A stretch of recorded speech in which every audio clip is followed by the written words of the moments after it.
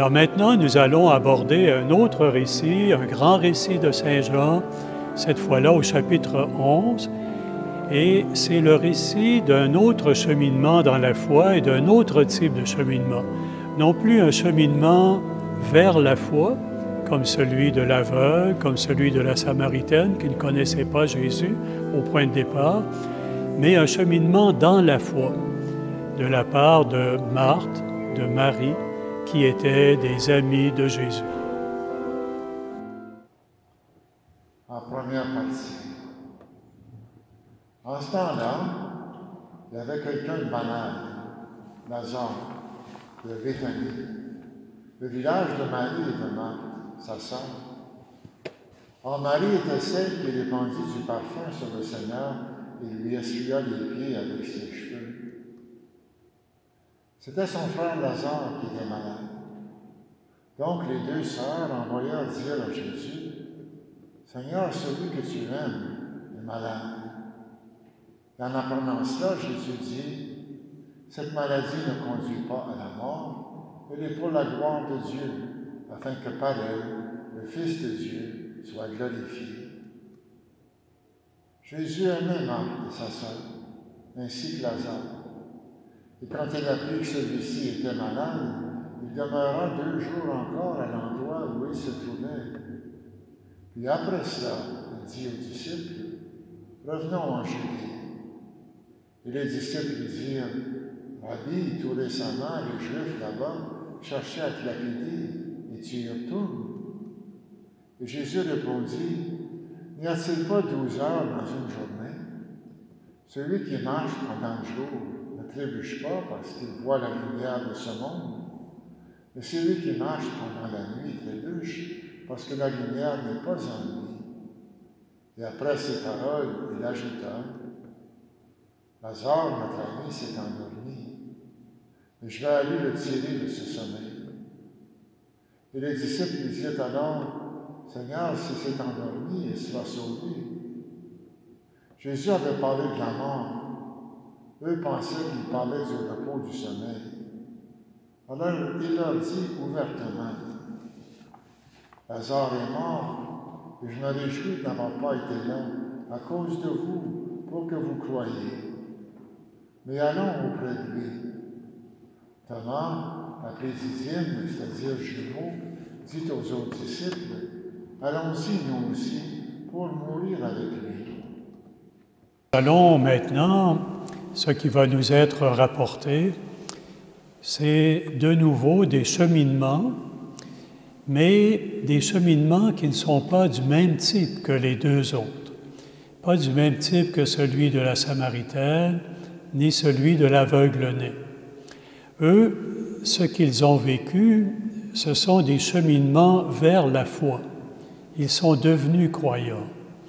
Tandis que là, ce qui va nous être raconté, ce sont des cheminements dans la foi. Ce sont des gens qui connaissent déjà Jésus. Bien sûr, les disciples qui vivent avec Jésus depuis le commencement.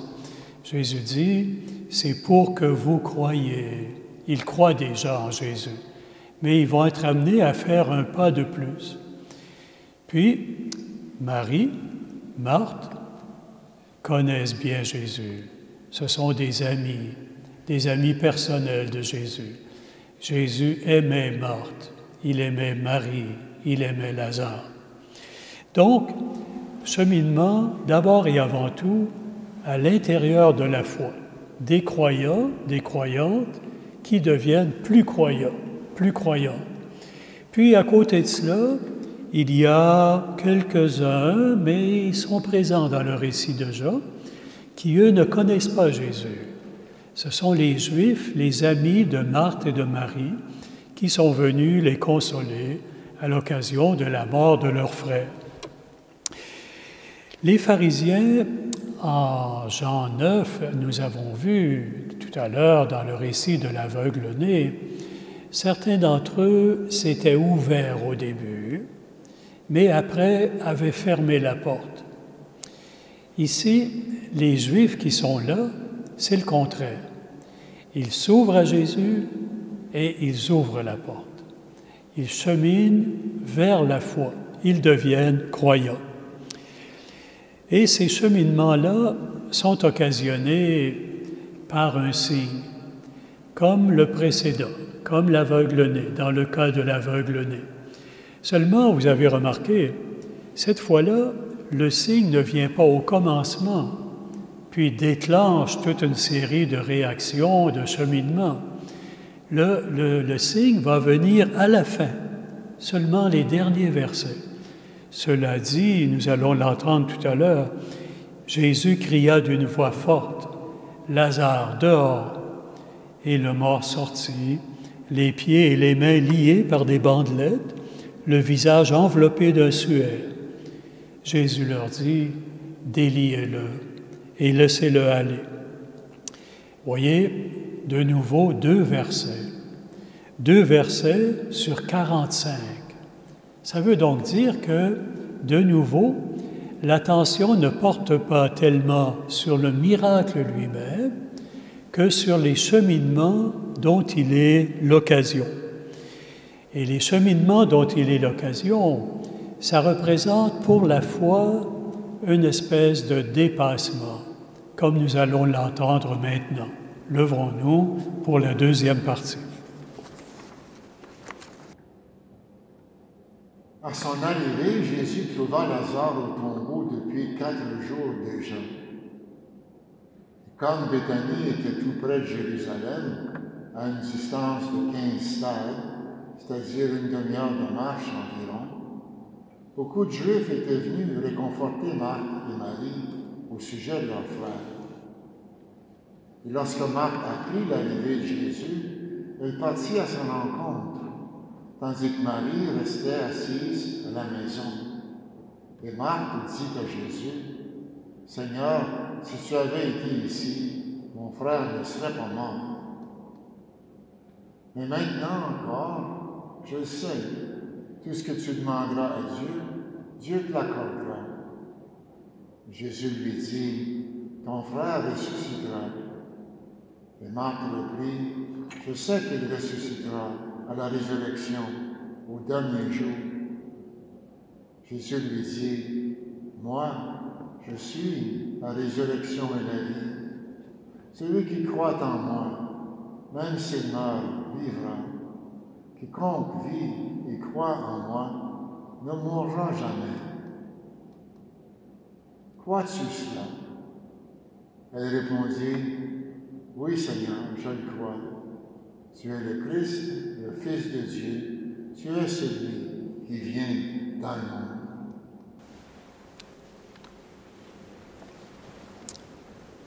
Toute l'attention dans cette section centrale, vous le voyez, elle porte sur le cheminement de Marthe.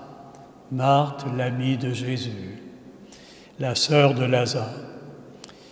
Et on voit qu'au point de départ, elle, à la différence de la Samaritaine, à la différence de l'aveugle-né, elle croit déjà en Jésus, parce qu'elle lui dit, « Si tu avais été ici, notre frère ne serait pas mort. » C'est donc qu'elle reconnaissait à Jésus un pouvoir, le pouvoir de guérir.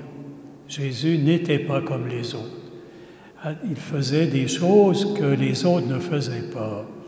Elle reconnaît en lui un envoyé de Dieu. Seulement, elle, deuxième différence, elle croit au point de départ. Deuxième différence, c'est que son cheminement à elle est rapide. Vous avez remarqué.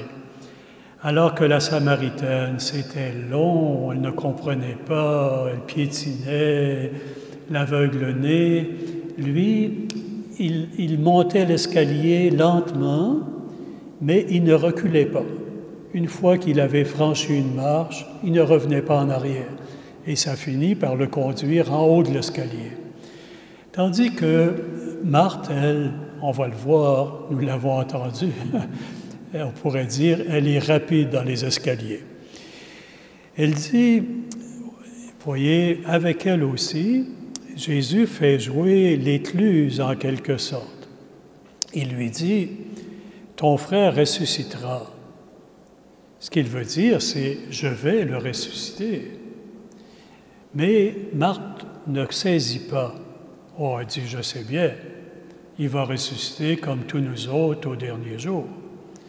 Marthe, je suis la résurrection et la vie.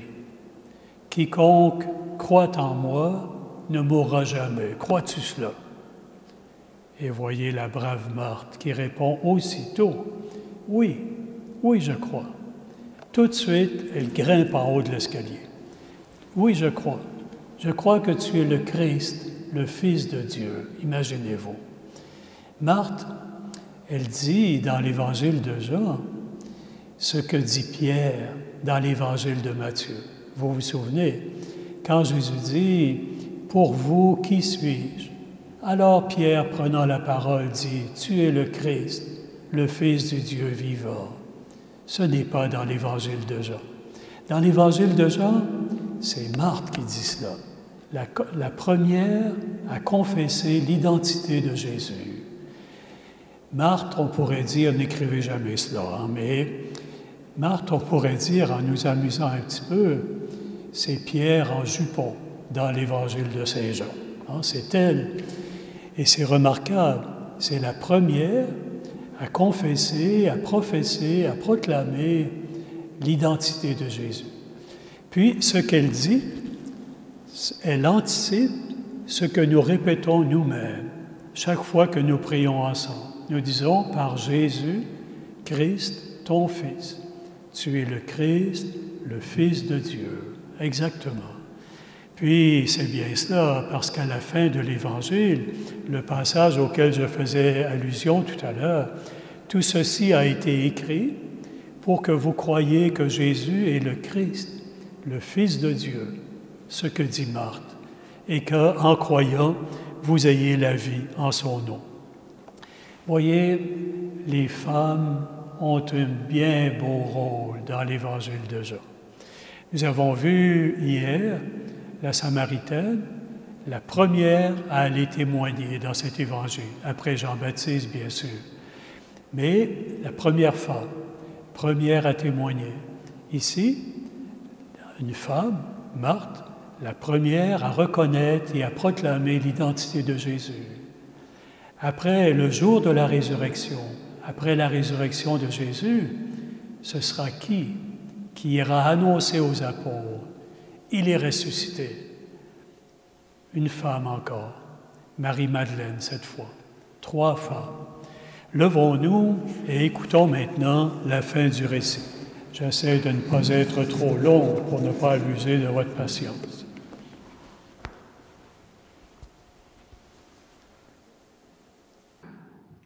Ayant dit cela, Marthe partit après sa sœur Marie et lui dit tout bas, « Le Maître est là, il t'appelle. » Et Marie, dès qu'elle l'entendit, se leva rapidement et alla rejoindre Jésus. Il n'était pas encore entré dans le village, mais il se trouvait toujours à l'endroit où Marthe l'avait rencontré. Les Juifs qui étaient à la maison avec Marie et la réconfortaient, la voyant se lever et sortir si vite, la suivre. Ils pensaient qu'elle allait au tombeau pour les pleurer. Marie arriva à l'endroit où se trouvait Jésus. Dès qu'elle le vit, elle se jeta à ses pieds et lui dit, « Seigneur, si tu avais été ici, mon frère ne serait pas mort. » Quand elle vit qu'elle pleurait et que les Juifs venus avec elle pleuraient aussi, Jésus, en son esprit, fut saisi d'émotion. Il fut bouleversé. Et il demanda, « Où l'avez-vous déposé? » Ils lui répondirent, « Seigneur, viens et vois. » Alors Jésus se mit à pleurer. Et les Juifs disaient, « Voyez comme il l'aimait. » Mais certains d'entre eux dirent, « Lui qui a ouvert les yeux de l'aveugle, ne pouvait-il pas empêcher Lazare de mourir? » Jésus, repris par l'émotion, arriva au tombeau. C'était une grotte fermée par une pierre. Jésus dit, « Enlevez la pierre. » Et Marthe, la sœur du défunt, lui dit, « Seigneur, il sent déjà. C'est le 4e jour qu'il est là. » Alors Jésus dit à Marthe, ne te l'ai-je pas dit, si tu crois, tu verras la gloire de Dieu. On enleva donc la pierre. Alors Jésus leva les yeux au ciel et dit, Père, je te rends grâce parce que tu m'as exaucé. Je le savais bien, moi, que tu m'exauces toujours. Mais je le dis à cause de la foule qui m'entoure, afin qu'ils croient que c'est toi qui m'as envoyé. Après cela, il cria d'une voix forte, Lazare, viens dehors. Et le mort sortit, les pieds et les mains liés par des bandelettes, le visage enveloppé d'un suaire. Et Jésus leur dit, déliez-le et laissez-le aller. Beaucoup de Juifs qui étaient venus auprès de Marie et avaient donc vu ce que Jésus avait fait, crurent en lui.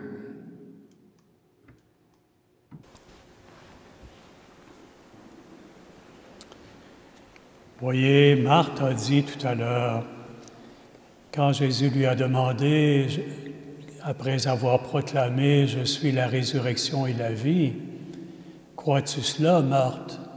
Elle a dit « Oui ». Et là, elle a proclamé l'identité de Jésus. Seulement, on se rend compte maintenant que Marthe, elle avait les mots. Elle ne pouvait pas aller plus loin que cela. Ce qu'elle a dit de Jésus est tout à fait juste, et c'est ce que nous répétons, nous autres, 20 siècles après elle. Par Jésus, le Christ, ton Fils. La même chose. Marthe ne pouvait pas aller plus loin. Marthe avait les mots, mais elle n'avait pas la réalité encore qui correspondait aux mots. Et de ce point de vue, elle est encore semblable à Pierre, exactement comme Pierre. Quand Pierre, dans l'Évangile de Matthieu, de Marc, de Luc, dit « Je crois que tu es le Christ, le Fils du Dieu vivant » dans Matthieu. Eh bien, tout de suite après, Jésus dit « Maintenant, nous allons à Jérusalem et le Fils de l'homme va être mis à mort. » Alors Pierre proteste de toutes ses forces « Jamais de la vie, tu n'iras pas mourir à Jérusalem. » Donc, Pierre avait les mots, mais il n'avait pas encore l'idée du mystère de Jésus.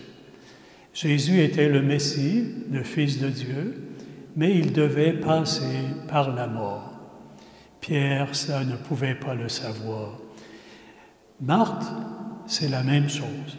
Elle vient de dire, c'est magnifique, tu es le Christ, le Fils de Dieu. Mais quand ils arrivent au tombeau et que Jésus dit, enlevez la pierre, qu'est-ce qu'elle dit? Sainte Marthe, priez pour nous. Elle dit, ça va être disgracieux. Ça fait 4 jours qu'il est décédé. Il sent déjà. Donc, quand elle avait dit à Jésus, je sais bien que tout ce que tu demanderas à Dieu, Dieu peut te l'accorder. Tout, sans doute, mais pas la mort. Pas surmonter la mort, pas libérer quelqu'un de la mort. Voyez, Marthe est une croyante, mais ce à quoi elle est appelée maintenant, c'est à une foi qui se dépasse. C'est la foi qui se trouve confrontée à ce qui est le plus évident du monde, la mort. On peut douter de tout dans la vie. On peut remettre en cause que la terre est ronde. Il y a des gens qui le font. Mais personne au monde ne doute de la mort. La mort, ça apparaît comme la limite inexorable. Et on voit ça dans la période un peu inquiète que nous traversons. Des gens qui ont peur parce qu'ils savent que la mort, quand ça frappe, c'est inexorable. On peut tout mettre en doute, sauf la mort. Eh bien, ce à quoi ils sont appelés, Marthe, Marie, les Juifs qui les accompagnent, C'est à franchir ce pas pour dire croire nous appelle à reconnaître que même la mort n'est pas le dernier mot. Nous croyons en un Dieu qui, comme le dit saint Paul, un Dieu qui peut faire au-delà, infiniment au-delà, de tout ce que nous pouvons demander, ou même imaginer, ou même concevoir. Ce que nous attendons, dit encore saint Paul en citant le prophète Isaïe, c'est ce que l'œil n'a pas vu, ce que l'oreille n'a pas entendu, ce qui n'est pas monté au cœur humain, ce que Dieu prépare pour ceux qui l'aiment. Que telle soit notre foi. Merci d'avoir été tellement attentifs et bonne fin de carême.